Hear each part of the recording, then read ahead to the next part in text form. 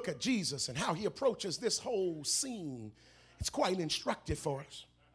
Jesus shows up and Jesus says, I'm going to do what I always do when there's a human need and there's some human partnership.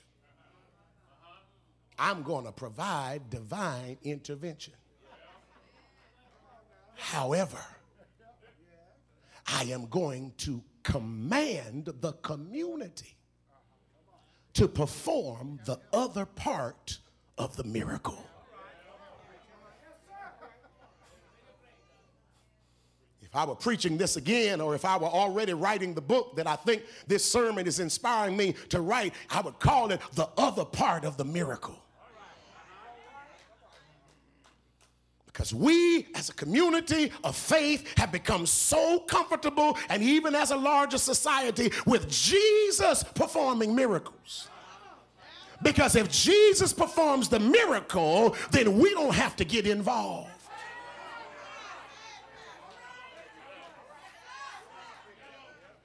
If Jesus performs the miracle, if he catches the fish, then we trust that he'll clean the fish so we don't have to.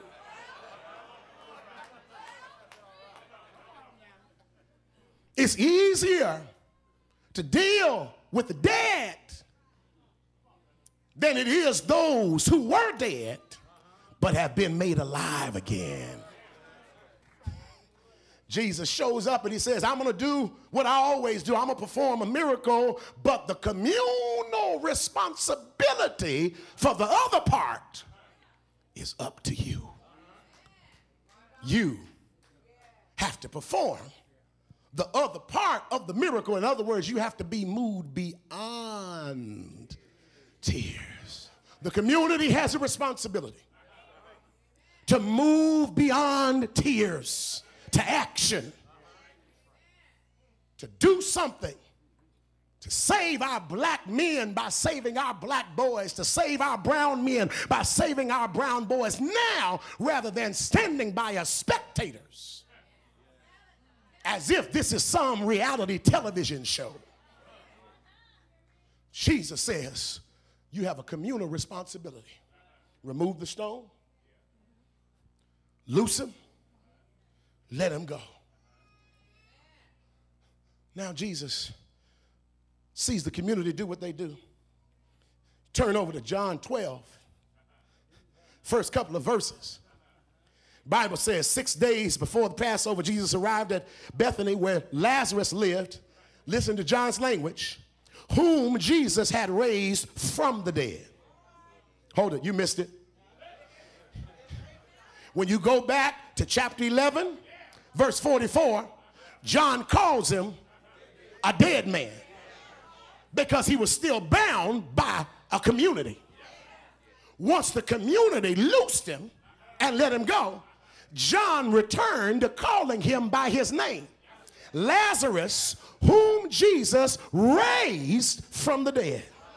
And the Bible says that Jesus was having dinner and reclining with Mary and Martha and Lazarus was there sitting at the table enjoying a meal with his Lord and friend Jesus Christ. You know what that says? That we don't need to be preoccupied with what's going to happen to that man once we liberate him.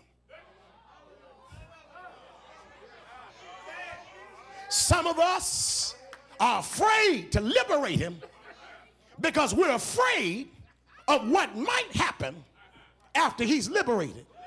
And we don't want to be responsible and blamed for recidivism in any expression. But can I tell you something? If you liberate the one whom Jesus has resurrected, John 12 is proof positive that once he gets with Jesus and has been liberated by you, he's going to stay with Jesus and stay the way Jesus has made him rather than the way you left him. I have to do